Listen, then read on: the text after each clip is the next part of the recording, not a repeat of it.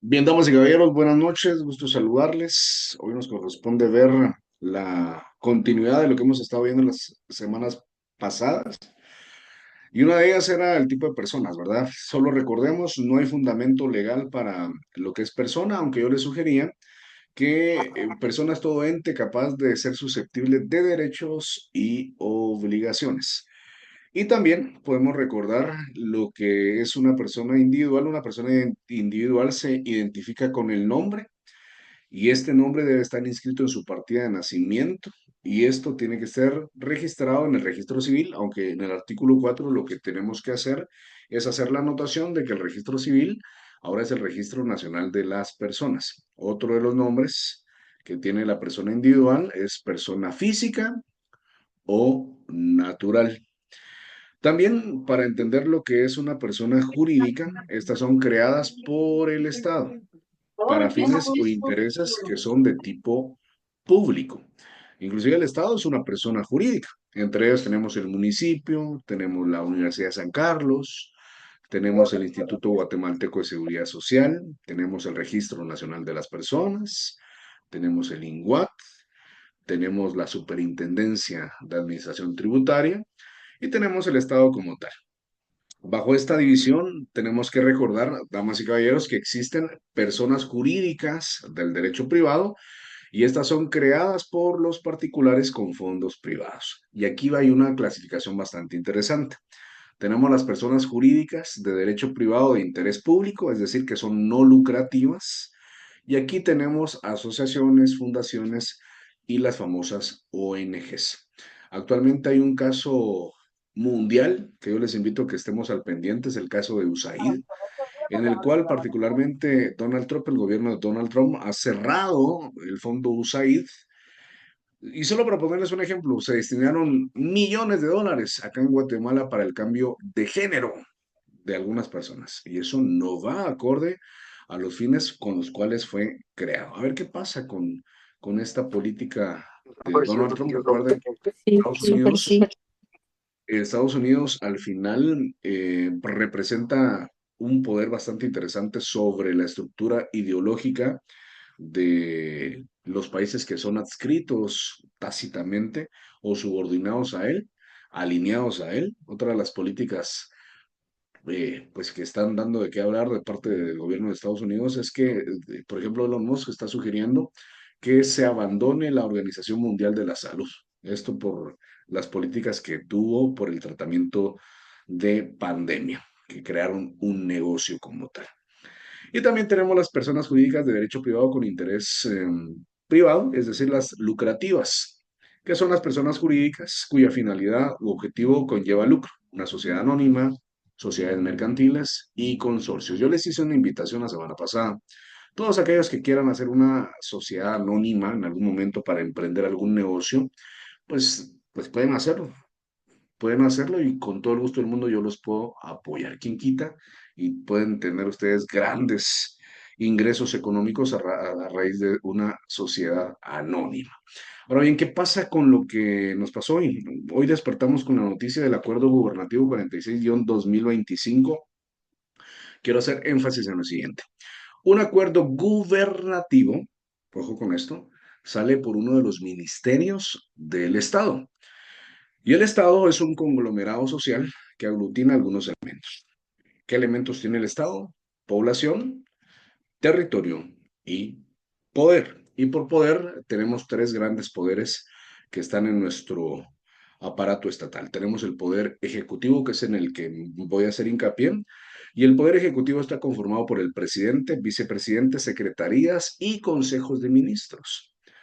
Y casualmente, el Ministerio de Gobernación emitió ya hoy un acuerdo gubernativo en el Diario de Centroamérica, en el cual se da la pauta de contar con el seguro obligatorio universal a todas las personas que tengan un vehículo. Y por todas las personas, me refiero a personas que van en moto, personas particulares que van en vehículo y personas que ya tienen alguna empresa. Quiero contarles que yo la verdad es que he tenido seguro desde hace varios años y la naturaleza del seguro individual es muy buena y no estoy en contra de que exista un seguro.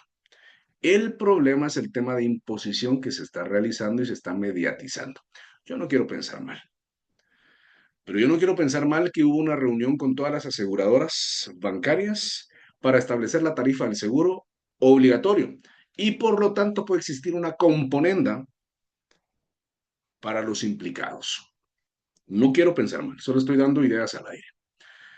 La premisa actual del gobierno actual fue ser un cambio diferente, ser diferentes a los demás.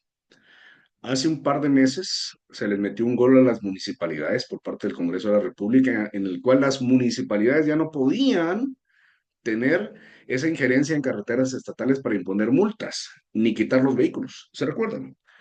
Oh, sorpresa, damas y caballeros. Este es un golazo en el cual los agentes de PMT que se vean implicados y que lleven un hecho de tránsito van a imponer multas. Y quiero leer la nota textual y estuve indagando hoy por la tarde porque no me había percatado durante todo el día de esto, para que ustedes vean. Y estamos hablando de la naturaleza estatal, entonces encaja muy bien con el tema del Estado. Esta es una publicación de Soy 502 y vamos a analizarla. Vean pues el contexto, y me encanta esta frase. Carros, motos y buses deberán pagar seguro obligatorio contra terceros. A partir del 1 de mayo, es decir, dentro de 45 días, entrará en vigencia un nuevo reglamento que obliga a todos los propietarios de motocicletas, vehículos particulares, autobuses y vehículos de carga a contar con un seguro de responsabilidad civil que cubra tanto a terceros como a los ocupantes. Quiero hacer una salvedad. Hace menos de un mes o un mes y una semana pasó un aspecto trágico en el puente Beliz, donde un busazo literalmente cayó al puente, fallecieron más de 46 personas y la aseguradora, de manera buena, públicamente dijo, miren, la verdad es que yo voy a cubrir el seguro de todas las personas y no me importa que esto implique, pero que ellos dimensionaron la naturaleza del seguro y de las implicaciones legales que podían llegar a pasar. Entonces, ahí se da un ejemplo de que el seguro es bueno y no estoy en contra de eso. Pero analicemos más el contexto. Esta medida fue publicada este lunes 17 de marzo en el Diario de Centroamérica y entrará en vigor 45 días después de su publicación. Por lo tanto, los que son propietarios de motocicletas tienen hasta ese momento para contratar y ajustar sus seguros a los requisitos establecidos. Más del 90% de personas que están utilizando una motocicleta, pues yo les aseguro que ganan un salario promedio mínimo, la mayoría.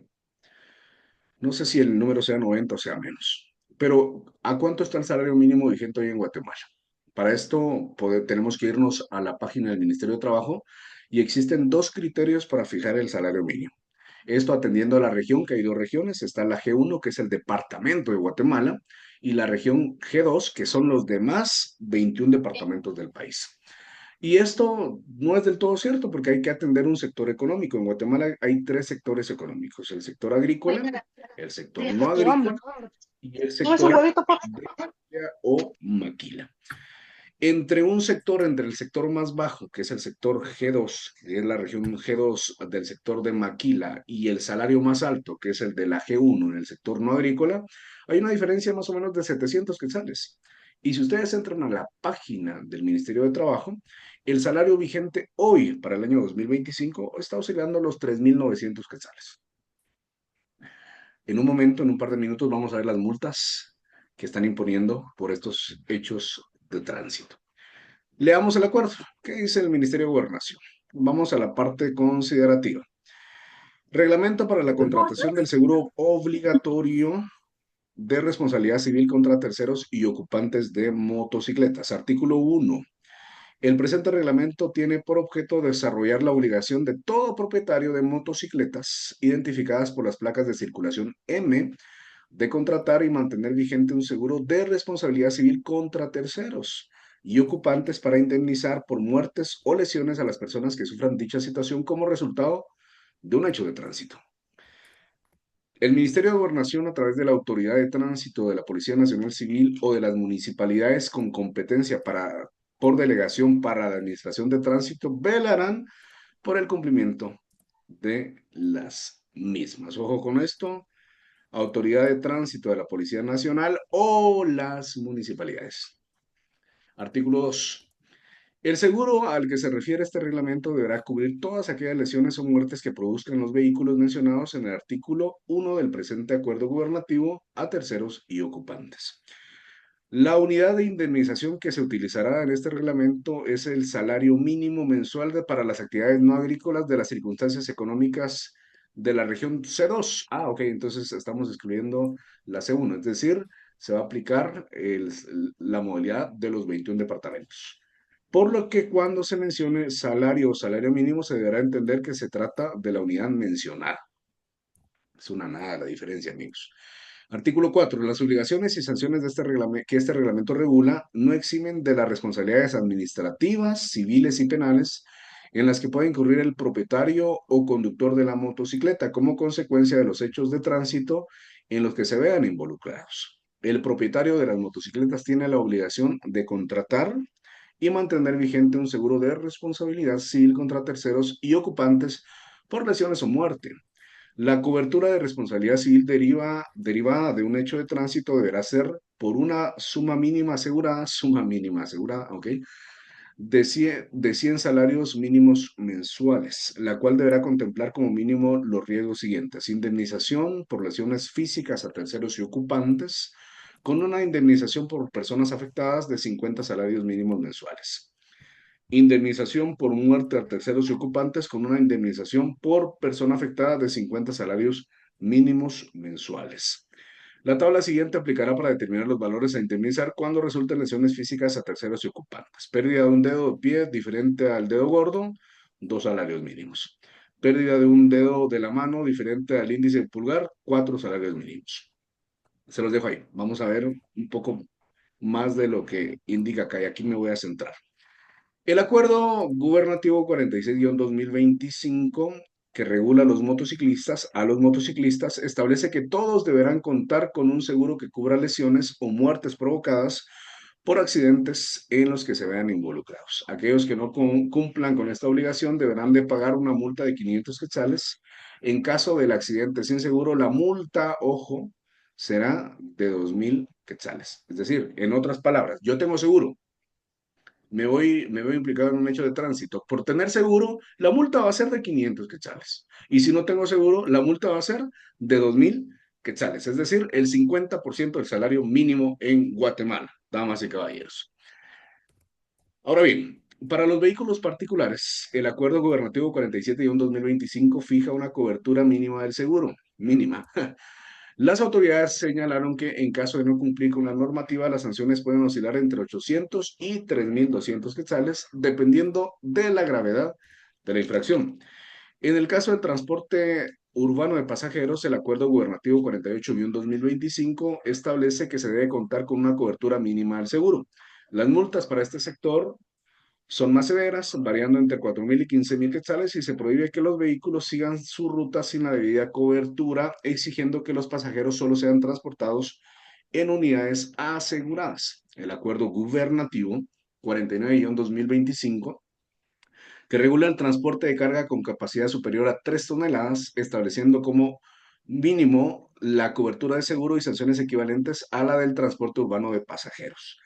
Con la implementación de estas medidas, el gobierno busca mejorar la seguridad vial, perdón, en la ironía ahorita se las explico, y proteger a todos los involucrados en incidentes de tráfico. A partir del 1 de mayo, los propietarios de vehículos, motos y autobuses deberán cumplir con esta normativa para evitar las sanciones que incluyan multas significativas y la prohibición de circular en caso de su incumplimiento.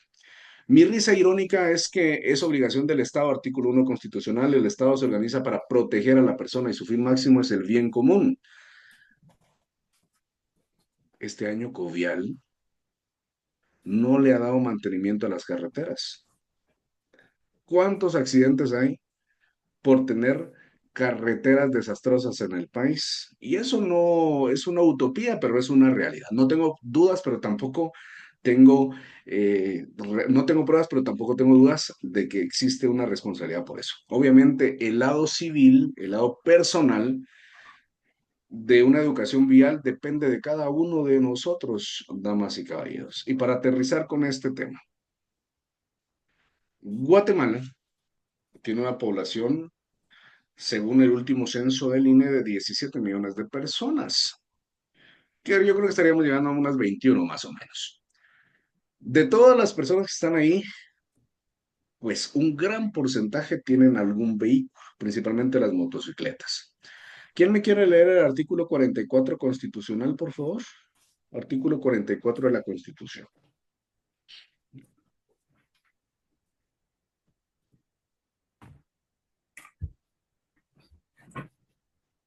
¿Qué establece?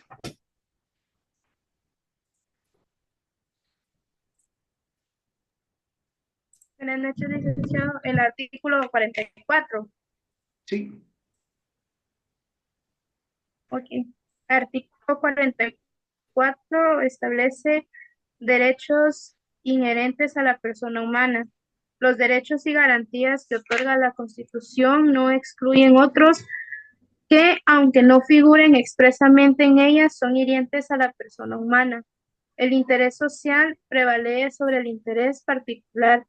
Serán nulas ipso iure las leyes y las disposiciones gubernativas o de cualquier otro orden que disminuyan, restrinjan o tergiversen los derechos de que la Constitución garantiza.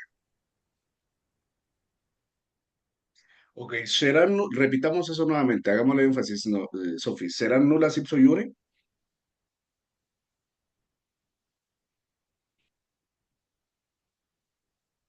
Ay, Sí, repitámoslo, por favor, Sofi. ¿Serán nulas ipso iure?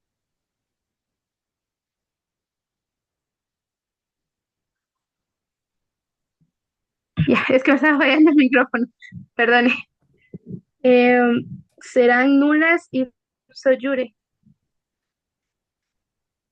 Léalo todo. No sé si me escucha, licenciado. Sí, pero se quedó callado. Ahorita sí la escucho. Ah, perdone. Serán nulas ipso iure. Ujú. Todo el pedacito completo. Todo. Ah, perdón. Serán nulas ipso iure las leyes y las disposiciones gubernativas o de cualquier otro orden que disminuyan, restrinjan o tergiversen los derechos que la Constitución garantiza. Gracias, Sofi, muy amable. Bueno, juristas, aquí hay una ruta a seguir. Particularmente yo no estoy en contra que tengamos un seguro, pero sí estoy en contra que haya lucro. Estoy en contra que haya demagogia. Estoy en contra que haya negocio. Estoy en contra que haya componenda. ¿Y por qué no analizar el negocio del Uber o de las rutas? Yo creo que sí tendrían que tener los InDrive, los Uber y los Django un seguro obligatorio porque llevan a pasajeros. Pero obviamente el bolsillo del guatemalteco se va a ver afectado con este tipo de situaciones. Atrocidades, y perdónenme que se los diga, damas y caballeros, muchos de ustedes votaron por el gobierno actual. Entonces, meditemos. Y oh sorpresa, un diputado muy famoso tuvo un accidente de tránsito hace un par de días. Manipularon los registros y casualmente sale esta disposición también. Entonces, yo no quiero pensar amigos mal, pero sí les dejo un criterio de análisis para que ustedes lo vayan dimensionando, por favor. Vamos bien hasta acá. No sé si hay alguna duda acerca de lo que comenté. ¿Qué opinan ustedes? Porque lo más importante es lo que opinen ustedes y que entremos en un diálogo jurídico.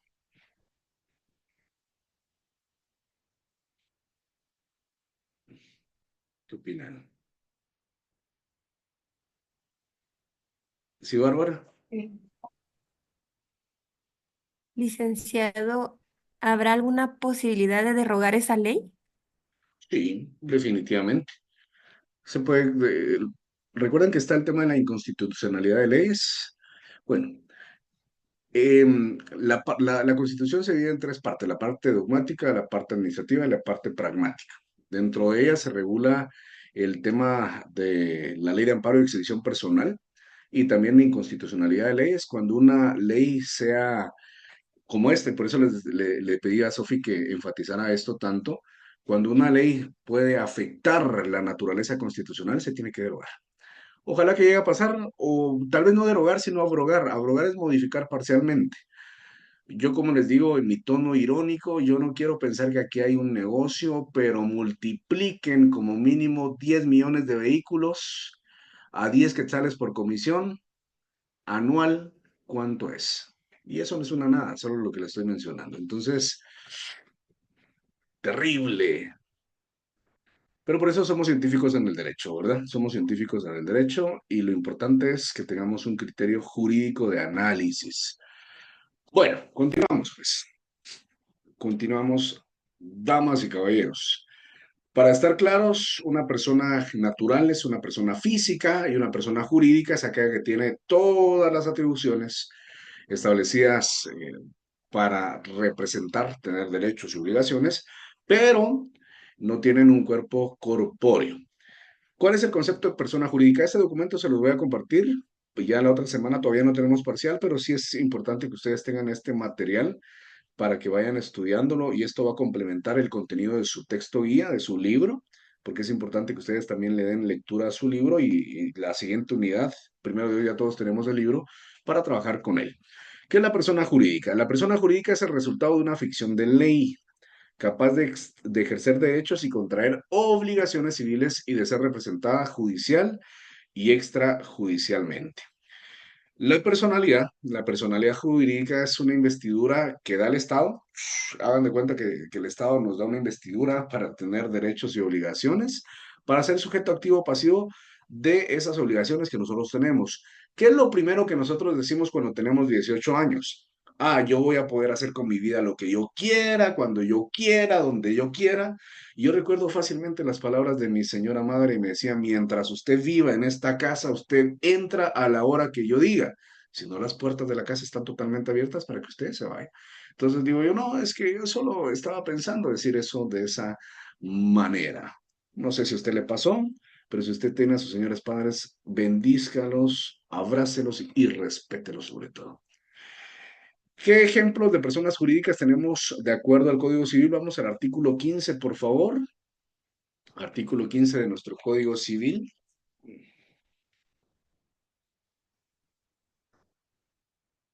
El Estado, las municipalidades, las iglesias de todos los cultos, la Universidad de San Carlos y demás instituciones de derecho público creadas y reconocidas por la ley. Yo les hacía la observación y lo platicábamos la semana pasada, que las iglesias sí tienen personalidad jurídica siempre y cuando hayan estado inscritas. Yo creo que Lilian le dio el fundamento constitucional, no recuerdo si fue usted o alguien más, acerca de la libertad de culto Dice, y de la personalidad de las iglesias. En este sentido, una perdone que le iglesia, interrumpa. ¿sí, Sofi? Perdone. Dice que, de hecho, yo eso le quería comentar. Yo estaba haciéndolo de los artículos el día domingo y nunca, bueno, la vez pasada que hice lo de los, que hicimos lo de los artículos, no me puse como que a tratar de relacionarlos con con la Constitución. Y ahorita el domingo que lo hice, pues me puse como que medio tratar de relacionar algunos artículos, pero me quedó una duda y dije, pues, bueno, en la clase le voy a preguntar al licenciado. Solo quiero que me saque de la duda porque en el artículo, espérame, lo voy a buscar, 17 del Código Civil, establece que las iglesias son capaces para adquirir y poseer bienes y disponer de ellos, siempre que los destinen exclusivamente a fines religiosos, de asistencia social o a la educación. Su personería se determina por las reglas de su institución. Entonces, pues, buscándole en en la Constitución, me fui hasta el artículo 36 y parte del artículo 37, pero no sé si, pues, en sí están relacionados tanto el artículo 17 del Código Civil como el artículo 36 y 37 de la Constitución, porque el artículo 36 de la Constitución establece la libertad de religión y el artículo 37 establece la personalidad jurídica de las iglesias. Solo me gustaría que me aclare esos De variables tres que puntos, más o menos. de la Gracias, persona. Sofi. Si me hacen favor, Sofi, ya que lo tiene ahí, leamos el artículo Ujú. 37, segundo párrafo de la Constitución Política de la República. Ok, el artículo 37 establece Segundo personalidad párrafo. jurídica de las iglesias. El segundo párrafo, el Estado extenderá a la Iglesia Católica sin costo alguno títulos de propiedad de los bienes inmuebles que actualmente y en forma pacífica posee para sus propios fines, siempre que hayan formado parte del patrimonio de la Iglesia Católica en el pasado. Ok. Ustedes saben que Guatemala es un país laico. ¿Qué significa que es un país laico? Que tenemos libertad de culto para elegir la religión que nosotros eh, querramos, ya sea cristiano católico o cristiano católico, evangélico, perdón. Ahora bien, yo siempre les digo a mis estudiantes, o sea que el Estado en este momento está haciendo no igual, porque los terrenos se está estableciendo que son para la Iglesia Católica. La diferencia entre la Iglesia Yeah, Católica y la claro, también Iglesia arriba. evangélica radican en que nosotros, los cristianos, yo me considero una persona cristiana, pero el mensaje que se da en el Vaticano el día domingo es el que se replica en la mayoría de iglesias católicas a nivel mundial. En cambio, una iglesia evangélica, el pastor va a atender la naturaleza y el sentir de la congregación para dar su mensaje. Creo que hay una razón de ser por la cual se establece implícitamente que los terrenos van a ser para la Iglesia Católica y radica en el poder histórico que ha tenido la Iglesia Católica dentro de nuestro país. Yo, desde mi punto de vista particular de Roberto Mauricio, yo creo que si ahí no hay un principio de igualdad para la libertad, para también poder gozar con este derecho de terrenos, pero la relación que nos acaban de hacer es bastante interesante. Entonces, ¿qué tenemos que hacer en el artículo 17 del Código Civil? Vamos a colocar ver artículo 36 y 37 de la Constitución Política de la República y lo van a subrayar con color azul.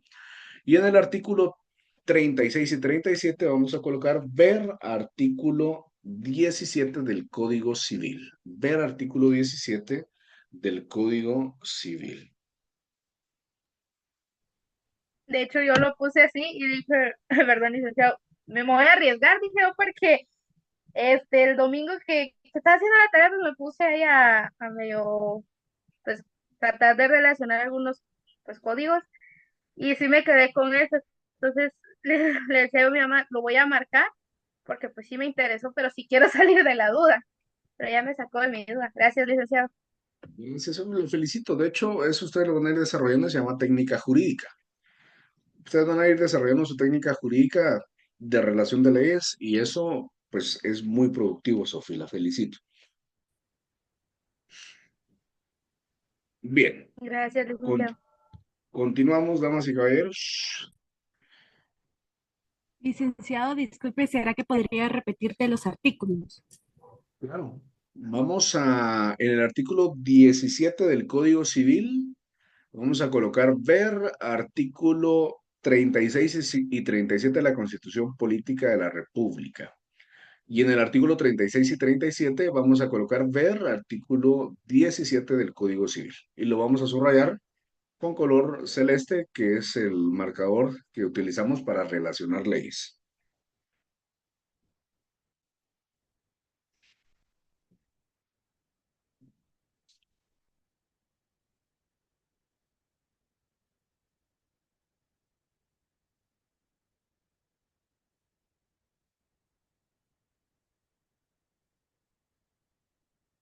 Cuando nosotros hablamos de la personalidad, damas y caballeros, la personalidad realmente es esa facultad que da el Estado para imponer derechos y obligaciones de los que estamos inmersos en él. Hay una capacidad de goce que nosotros adquirimos desde el momento de nuestra concepción o de nuestro nacimiento, porque realmente en Guatemala se aplica lo que es la teoría ecléctica para el tema del nacimiento. Y tenemos que ser bastante claros, también existe una capacidad relativa para ejercer ciertas funciones. Y tenemos la capacidad de ejercicio que se adquiere con la mayoría de edad. Pero otros tipos de capacidad que están regulados en nuestra legislación, podemos enunciar los siguientes. Por ejemplo, en el artículo 30 y... a ver, Código de Trabajo, déjenme revisar, 31. Yo les voy a confirmar ahorita.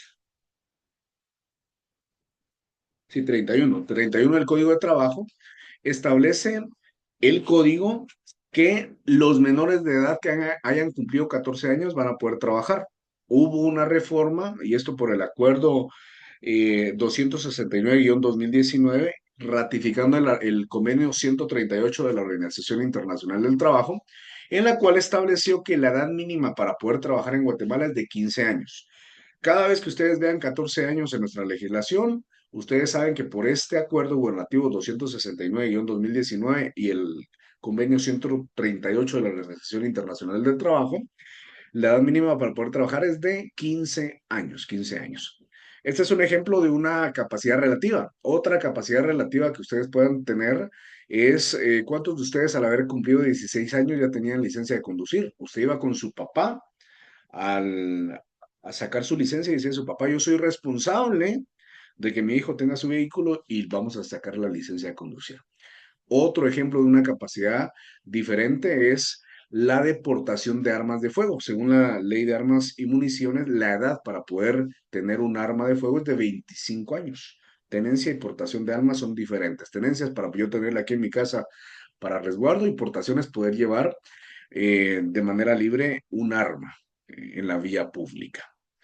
Gracias a Dios, el Código Civil hace 10 años derogó esa atrocidad de que los menores de edad se podían casar. La niña de 14 años y el niño de 16 ya se podían casar.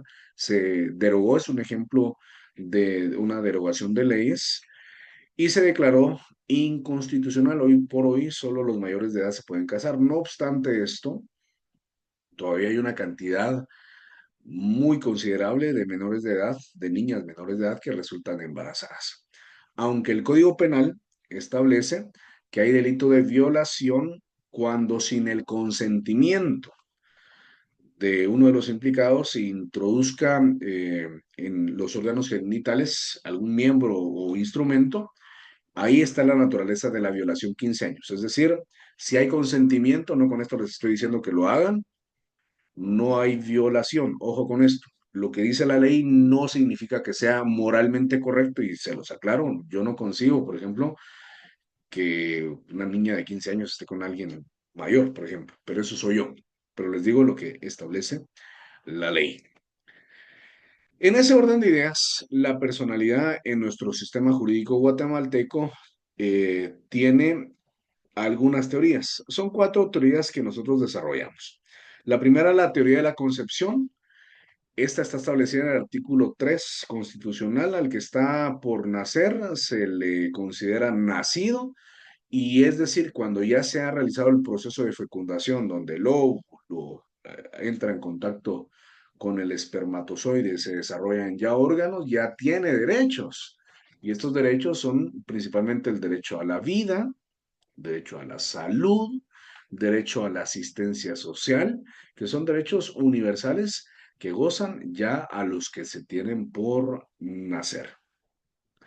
En nuestro Código Penal está establecido el aborto clínico, por ejemplo, que no hay derecho, no hay algún ilícito penal cuando se tenga que elaborar o desarrollar por parte de un médico el el aborto clínico. Es decir, cuando se ha dictaminado que el feto viene con condiciones de inviabilidad y afectaría la vida de la madre, no hay delito establecido. Pero cuando el médico lo realiza adrede, y a mí me da una pena, por ejemplo, ver en postes uno va subiendo Villalobos y dice uno enfermedades venéreas o embarazos no deseados, llamar a tal número.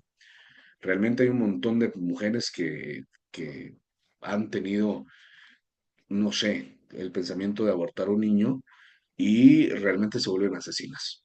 Eso es un asesinato, nada más que están acá presentes y también caballeros que puedan llegar a participar en eso, no lo hagan. Eso, primero que nada, es antinatural y también es un delito. También tenemos la teoría de la viabilidad. Esta establece que la personalidad inicia al momento del nacimiento, siempre que la persona tenga condiciones de viabilidad, es decir, pueda continuar viviendo fuera del vientre materno. Y donde me quiero enfocar, y esta es la más importante, es la que está aquí en nuestro país, la teoría ecléctica. Trata de conjugar la teoría del nacimiento y la de la viabilidad. Esta teoría fija el inicio de la personalidad al momento del nacimiento, reconociendo desde la concepción derecho al ser aún no nacido, bajo la condición de que nazca vivo en condiciones de viabilidad. Vamos bien hasta acá, esto lo miramos la semana pasada. Vamos a ver, ya entramos a ver casos de multiplicidad. Esto lo vamos a ir colocando en nuestro Código Civil. Si usted me permite, vámonos al artículo número 2 del Código Civil y van a colocar como título o resaltar el epígrafe y colocar connacencia, a la parte de donde dice partos dobles, consignen la palabra connacencia, por favor. ¿Sabían ustedes que yo tengo un gemelo? Pues les cuento, yo tengo un gemelo y literalmente no nos parecemos en nada y siempre nos han molestado de que de plano que nos cambiaron al momento del parto, pero yo les digo que es poco probable porque nacimos en un sanatorio donde el único nacimiento registrado fue el que nosotros, el que tuvo mi mamá. 5 minutos nos llevamos de diferencia con mi hermano y esta facultad se llama partos dobles, es decir, con ascencia. ¿Qué establece esto? Hace referencia a que si dos o más personas nacen de un mismo parto, se consideran iguales en los derechos civiles que dependen de la edad. En la antigüedad, por ejemplo, en la Biblia, usted me corrige, yo no me recuerdo muy bien de esta historia, pero respecto a el derecho del primogénito, en la Biblia se establecía que el primogénito tenía más derechos que los demás hermanos. Y de hecho, en nuestra sociedad todavía se establece que el primogénito es el que tiene más derecho a algunas cuestiones. Algunas eh, familias bastante tradicionales todavía lo establecen, o máxime el primer hijo, aunque no sea eh, el primer hijo sea mujer, sino el primer hijo sea el varón, ese es el que tiene más derechos. Y todavía se dan en los pueblos bastante, pero resulta que la historia bíblica Jacob, Jacob, no, hizo un caldo de lentejas, ustedes me corrigen, y le vendió, le dijo a su hermano Esaú, no recuerdo muy bien, que le vendiera a su primogenitura, pero es una historia bíblica bastante famosa y da un ejemplo de que en la antigüedad la primogenitura era muy, muy importante. De hecho, en el linaje de Jesucristo, los primogénitos que se establecen en el libro de Mateo, todos eran los primogénitos. Muy bien, hacemos referencia también a la comorencia. En el artículo 3 establece lo que es la comorencia, por favor. Y este artículo establece lo siguiente. Si dos o más personas hubiesen fallecido, de modo que no se pueda probar cuál de ellas murió primero, se presume que fallecieron todas al mismo tiempo, sin que puedan alegar la transmisión alguna de derecho entre ellas. ¿Qué ejemplo les puedo poner? Bueno, y ustedes saben que tengo dos hijas. Yo tengo dos hijas. Mi hermano gemelo todavía no tiene hijos, pero resulta que los dos fallecimos al mismo momento. Curiosamente, yo no les he contado que mi hermano gemelo es menor que yo. Él tiene propiedades, tiene fincas, etcétera, etcétera. Entonces, esta situación la preveyó el legislador para que mis hijas, por ejemplo, no alegasen que mi hermano falleció primero y por consiguiente yo tendría los derechos que por la línea sanguínea y colateral corresponden. Es decir, si fallecen al mismo tiempo, se consideran que los dos han muerto sin alegar transmisión de derechos entre ellas. También tenemos la premorencia. La premorencia se refiere a la muerte anterior de una persona con relación a la que sobrevive. En la doctrina y la historia se desarrolla para establecer parámetros en casos que no se puedan determinar quién muere primero. Por ejemplo, ante el caso de que dos personas mueren al mismo tiempo sin que pueda determinar cuál de ellas murió primero, se presume que ha muerto el más débil. Y esto es algo doctrinario. Si quieren ustedes, por favor, en el artículo 3 coloquen con un asterisco, solo por favor, la notación premorencia. Esto no lo van a poder copiar taxativamente porque es muy amplio, pero recuérdense de la figura de la premorencia ahí en la comorencia.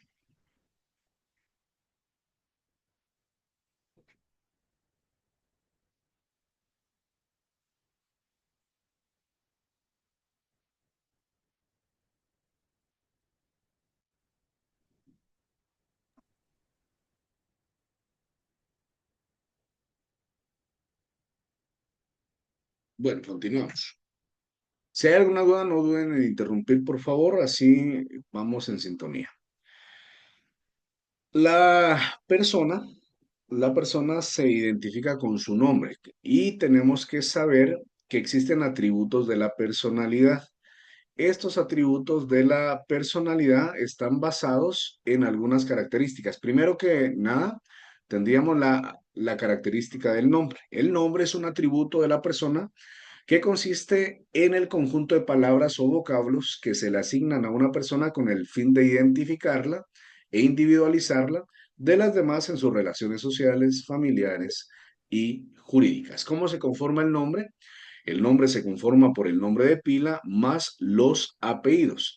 Y esto atendiendo la esencia del el llamado patronímico. De hecho, en la historia, damas y caballeros, cuando surgió el tema de los apellidos, eran patronímicos establecidos. Alguien se llamaba Martín, el apellido era Martínez. Alguien se llamaba Rey, su apellido se volvió Reyes. Es decir, hay una línea histórica del contexto patronímico que nos da relación a la esencia de los nombres. Particularmente en nuestro sistema jurídico y en nuestra sociedad, hace un par de semanas salió una noticia un domingo en Prensa Libre, no recuerdo cuándo fue, vamos a ver, fue hace como un mes y medio. Voy a ver si tengo por ahí el fragmento, si no ustedes lo pueden buscar en la hemeroteca, en el cual establece que durante la última década la cantidad de matrimonios en Guatemala ha disminuido sustancialmente y ha aumentado el tema de la separación y del divorcio. A tal extremo que es fácil casarse, amigos. Usted puede invertir 10,000, 15,000 quetzales para poderse casar, pero el divorcio como tal, usted como un buen abogado, en el divorcio voluntario podemos cobrar 5,000 quetzales, 2,500 para cada abogado. ¿Por qué se da el divorcio voluntario? Pongámonos de acuerdo y tenemos un par de clientes que dicen, mire, ya me quiero separar, me quiero divorciar. Y le digo yo a Lilian, bueno, Lilian, llevemos el caso porque se tiene que representar los intereses de la mujer que se va a divorciar y los intereses del hombre que se va a divorciar. En un divorcio voluntario es bastante sencillo, hay una audiencia que fija el juez de familia, en el cual en esa audiencia de conciliación va a tratar de convencer a los que se van a divorciar que definitivamente la naturaleza de la familia es más importante y tratan de convencer de que no se divorcie. Obviamente, cuando uno ya ha preparado bastante bien a su cliente, en algunos casos, después del divorcio, se van a almorzar así como para celebrar, pero hay que tener una mentalidad un poco bastante abierta en este sentido, en el tema de las relaciones. El nombre que nosotros tenemos fue heredado de nuestros papás, del apellido paterno y del apellido materno. Y realmente nuestra sociedad es tan machista que el apellido paterno no se pierde siempre y cuando usted tenga hijos varones. Y qué trágico es esto. Porque hablemos de los que somos hombres. Mi apellido, mi primer apellido es Mauricio. Casualmente yo tengo dos hijas que tienen el apellido Mauricio. Pero si ellas se llegan a casar, mis nietos, su segundo apellido va a ser Mauricio. Y mis nietos ya no van a transmitir el apellido Mauricio a mis bisnietos. Ya vieron qué irónica es la vida. Pero así está establecido dentro de nuestro sistema jurídico, a tal extremo que yo les contaba que hace un par de años, y esto brevemente porque ya se los conté, un par de buenas abogadas interpusieron un recurso de inconstitucionalidad al establecer que ellas tenían el derecho de colocar su apellido materno en primer orden porque llevaron durante 9 meses al niño, ellos sufrieron los cólicos, ellos lo estuvieron cargando, ellos sufrieron en la labor de parto y queda al pelo, decían ellas, que uno de hombre solo hace la tarea un ratito para que ellas estén sufriendo durante 9 meses.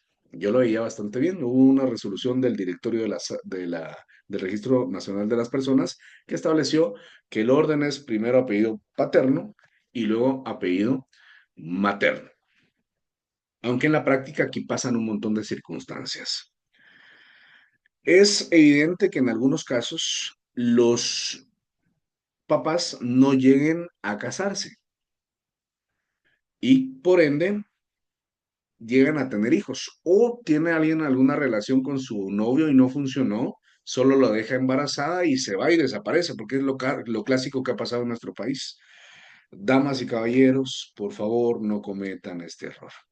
Generalmente cuando uno llega a conquistar a una mujer que ya tiene hijos, uno tiene que aceptar a la gallina con los pollitos, porque así nos dicen los abuelos, ¿verdad? Usted aceptó a la gallina, tiene que aceptar a los pollitos.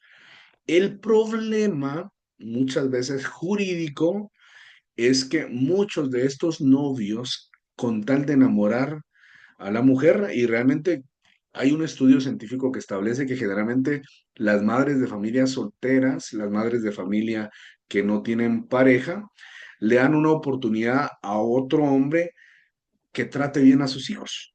Ahí entra el amor y es innegable y es naturalmente aceptable y qué bueno que sea así.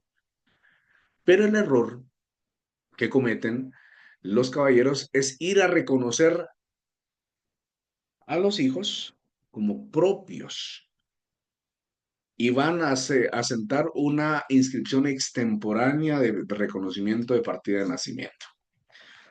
Y mientras dura el amor está bien y qué bueno y los felicito y no estoy en contra de eso. El problema aquí es jurídico. Usted está cometiendo falsedad ideológica al decir que es su hija sin ser su hija biológica. Usted está cometiendo falsedad material al ir al Registro Nacional de las Personas a declarar y decir que es cierto que usted es el papá, aunque no lo sea. El camino correcto es la adopción, amigos. Si usted quiere darle a, el apellido a su hijo, que considera hijo, aunque sea de otra persona, pues lo felicito, pero el camino jurídico es ese. ¿Y por qué les digo que es tan trágico? En la práctica yo he visto casos que la mujer demanda por pensión alimenticia al caballero después de que lo ha engañado por pensión alimenticia de su hijo que no es de él. Imagínense. Y así es la práctica. Entonces, mucho cuidado cuando ustedes llegan a asesorar a sus clientes y digan, vamos a hacer las cosas, lo vamos a hacer de manera correcta. ¿Cómo pueden ser los apellidos? En el orden de los padres casados, de los padres no casados que lo hubieran reconocido. Y vean qué trágico es nuestro sistema de registro en el RENAP. Y yo la verdad es que estoy en contra de eso. Y les voy a poner un ejemplo. Resulta que yo, este es un ejemplo hipotético, estuve casado o estoy casado. Estoy casado de la correcta. Y embarazo a una señorita. Yo como buen padre lo voy a ir a reconocer, pero tiene que ir la señorita conmigo porque yo no estoy casado con ella. Y cuando el registrador o la registradora civil básicamente le pregunta a uno, mire usted es Roberto Mauricio, sí, usted está casado. Y usted está casado con fulana de tal. ¿Y usted cómo se llama? Perenceja tal y tal. Imagínense qué golpe emocional para la señorita escuchar que el sujeto A está casado con otra persona y solo está reconociendo al niño de una relación extramatrimonial. Para mí, eso va en contra de los principales principios jurídicos del derecho, ¿verdad? Muy fuerte, sí, en la práctica se da. Y yo he visto casos en que las mujeres que van a reconocer a su hijo, aunque ya no estén viviendo maridablemente con el otro, comienzan a llorar y a llorar y a llorar. Que tienen razón, pues se van a sentir mal. Bueno, continuamos. Eh, ¿Cuál es el tercer criterio? Los hijos de la madre soltera con nombre propio y apellidos de esta. Si en algún momento alguna de ustedes o alguna de sus clientas, el papá no lo quiere reconocer, le puede poner los nombres, los apellidos de ella. También tenemos los hijos de los padres desconocidos. Estos hijos de padres desconocidos en la doctrina tienen el nombre de huérfanos o expósitos. Si yo les digo qué otro nombre tienen los expósitos en el examen parcial, ¿ustedes qué van a decir? Huérfanos, licenciado, ¿verdad? Para que lo vayan tomando en consideración. O también con el nombre que les da la persona o institución que los inscriba. Vamos a leer artículo 4 del Código Civil, por favor, que es lo que les estoy indicando. La persona individual se identifica con el nombre con que se inscribe a su nacimiento en el registro civil. Aquí tenemos que colocar Registro Nacional de las Personas. Cada vez que vean registro civil, van a colocar Registro Nacional de las Personas, el que se compone del nombre propio y del apellido de sus padres casados o el de sus padres no casados que lo hubieran reconocido. Los hijos de la madre soltera serán inscritos con los dos apellidos de esta. Los hijos de padres desconocidos serán inscritos con el nombre que les dé la persona o institución que los inscriba. En el caso de los menores ya inscritos en el Registro Nacional de las Personas, con un solo apellido, la madre o quien ejerza la patria potestad podrá acudir nuevamente a dicho registro a ampliar la inscripción correspondiente para inscribir los dos apellidos. Y aquí es donde se da la naturaleza de la inscripción extemporánea. Bárbara había levantado la mano.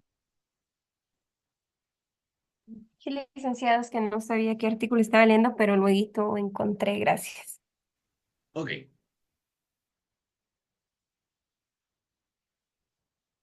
Hay un par de teorías doctrinarias que nos dan esencia de cómo se conforma y cómo se construyó el nombre. De hecho, en el Registro Nacional de las Personas, ellos generalmente sacan una publicación de los nombres más usuales y de los apellidos más usuales en Guatemala. El apellido más usual en Guatemala, uno de los apellidos más usuales en Guatemala son los Martínez. Véanlos ustedes. También otro de las características del nombre, y en algún momento se prohibió el uso de personas famosas.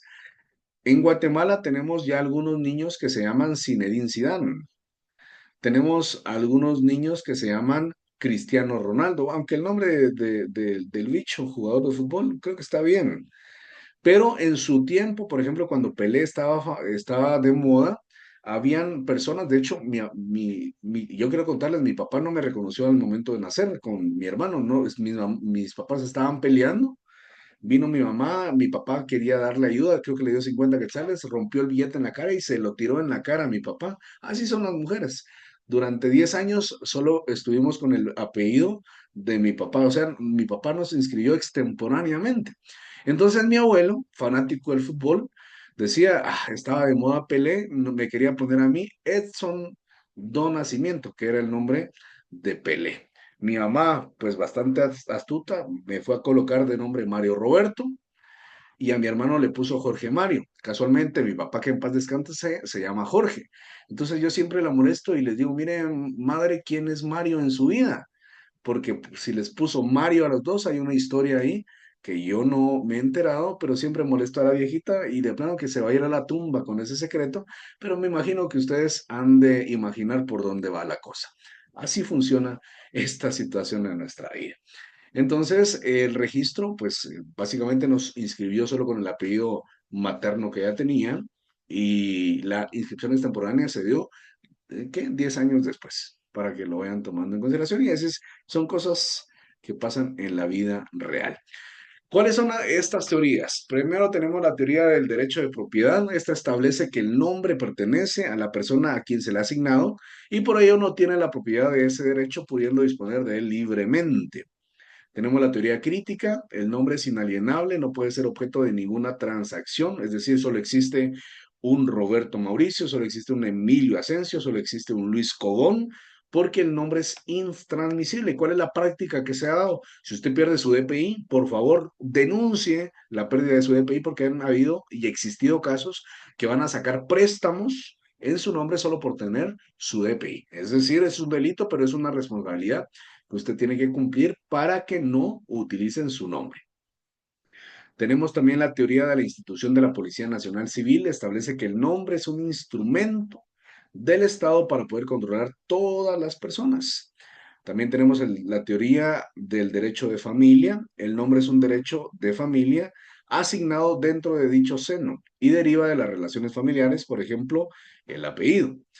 Tenemos la teoría del derecho de la persona, establece que el nombre es un derecho humano de la persona, que toda persona tiene derecho a nombrar a un nombre igual que otros tales como la libertad, el honor o similar. Esta es la teoría aceptada actualmente. En Guatemala, ojo con esto, la teoría del derecho de la persona es la que se utiliza. El fundamento está en el artículo 7 de la Convención sobre los Derechos del Niño. El niño será inscrito inmediatamente después de su nacimiento. ¿Qué vamos a hacer ahí, por favor? Coloquemos en el artículo 4 del Código Civil, ver artículo 7 de la Convención sobre los Derechos del Niño. Ver artículo 7 sobre la Convención de los Derechos del Niño.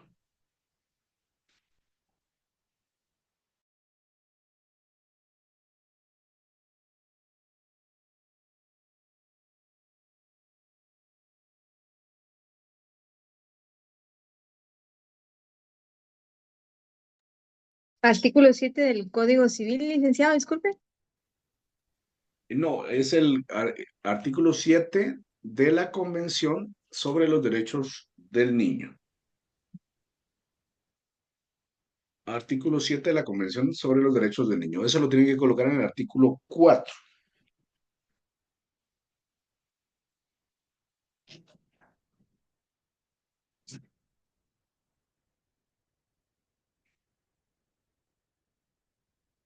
Bien, hago una pausa. Consejo tóxico del día. Alexandra, tiene una duda.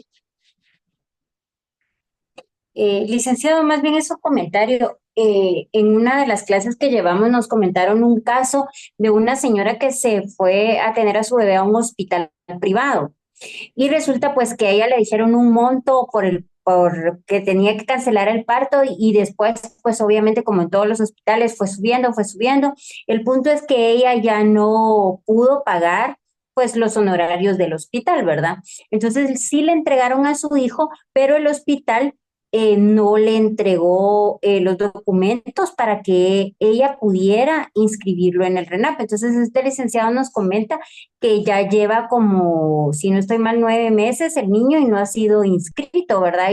O sea, él ha estado como tratando de ayudar a estas personas para lograr inscribirlo, pero parece ser que sí ha ido a varios lugares y no le logran solventar eso porque como debe con el hospital la señora, entonces no le quieren dar los documentos y mientras tanto el niño pues no está inscrito, ¿verdad? O sea, aquí dice que los niños deben ser inscritos, pero pues obviamente eso no se respeta, ¿verdad? Porque yo siento que debería de firmar un convenio por la deuda, pero sí recibir los documentos para inscribir al niño, ¿verdad? No sé legalmente, según sus conocimientos, qué procedería. Yo pondría un amparo. Es decir, la naturaleza del amparo radica en que cuando se va a vulnerar un derecho inherente a la persona, se tiene que dictaminar. Una cosa diferente es violar el derecho de pago, porque sí tienen que pagar, definitivamente hay una deuda civil, pero hay algo más grande, que es el atributo de la personalidad en base al nombre. Por el amparo rápido se lo darían al amigo abogado, pero hay casos de casos, ¿verdad? Eso para que lo vayan tomando ustedes en consideración. Consejo tóxico del día. Hoy en día la naturaleza del DPI tiene una vigencia, creo que se los indiqué en algún momento. Esta temporalidad es de 10 años. Si usted quiere conocer si la persona que usted está conociendo o conviviendo está casada, está separada, está divorciada, se cambió de nombre, tiene hijos, tiene alguna anotación, pídale su certificación de nacimiento reciente. Es la prueba de amor que yo le pediría a usted para que usted le establezca el vínculo sobre el cual quiere fundar su relación. Hemos conocido casos en los cuales eh, algunas personas, y esto con el registro civil antiguo, por ejemplo, antes uno se casaba e iba a inscribir su matrimonio en un libro físico, en un registro civil, Y les voy a contar una historia así brevemente. Por ejemplo, mis abuelos se casaron hace 50 años. 50 años tienen los viejitos de estar casados. Ellos no querían hacer una fiesta pública, entonces se fueron a casar al municipio de Malacatancito, departamento de Huehuetenango, ante el registrador civil. Y se casaron. En su cédula aparecen casados. Resulta que el registro civil de Malacatancito hace 45 años se incendió y se quemaron todos los registros. Literalmente quemaron todos los registros. No obstante, aparecían casados en la cédula de vecindad antigua. Cuando pidieron los reportes y los registros físicos del registro civil de Malacatancito, no aparecían. Entonces, legalmente ellos ante el documento personal de identificación aparecían solteros. Solteros, imagínense. Y es que los viejitos son cabrones ustedes. Resulta que mi abuelo compró un terreno y con el pasar de los años, mi abuela se hizo de bastante dinero. Entonces la viejita era la que construía, la viejita era la que tenía plata. Y en algún momento el abuelo dijo, no, eso es mío, porque está en mi terreno y no estamos casados. Entonces la viejita más cabrona dice, ah, va, es tuyo, entonces voy a mandar a meterle una bomba a eso y vamos a ver si te quedas con los escombros. A raíz de eso, y es real lo que les estoy contando, ellos se terminaron casando. Yo les decía, una salida legal puede ser la declaración de la unión de hecho, pero a mí me encanta escuchar a mi abuela porque ella es bastante coloquial y así amenazó a mi abuelo y ahí están felices ya con más de 50 años de casado, pero son casos que van pasando en la vida real. Bueno, damas y caballeros, voy a poner en pausa esto